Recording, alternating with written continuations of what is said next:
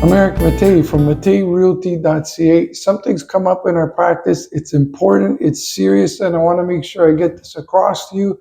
If you're a landlord, the onus falls upon you to ensure that your property is safe. In particular, let me deal with the subject of smoke detectors. You cannot simply give a tenant new batteries or a new smoke detector and give evidence that you've delivered it to the tenant. You've got to take full responsibility installing it and making sure it works correctly. Best practice, if you're a landlord, go to your properties, inspect the systems that are there, make sure they're not past due, confirm that they're working, take a small video, leave it in a file. Ideally, if you want a quick tip, if you have a property at 123 Maple Avenue and it's a rental property, make a Gmail account, 123 Maple Avenue rental at gmail.com or Hotmail or Yahoo, whatever you use. Email yourself the video, the date of you going in there and showing that the system works.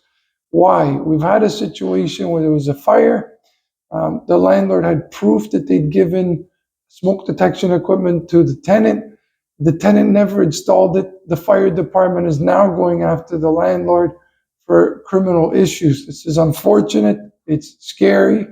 And the reality is when it comes to something like this, as a landlord, you should make sure that you're covering your own liability. That also includes providing the tenants with functioning and up-to-date fire extinguishers.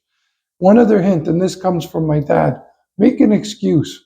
I have to check the furnace. I have to check the smoke detectors. I have to check that all the locking mechanisms are working.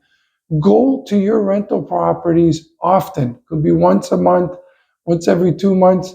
You may be shocked at what you find because you're neglecting to go just because the tenant's paying. Very quickly, a few years back, we had a situation where a 2,700 square foot house was rented for years.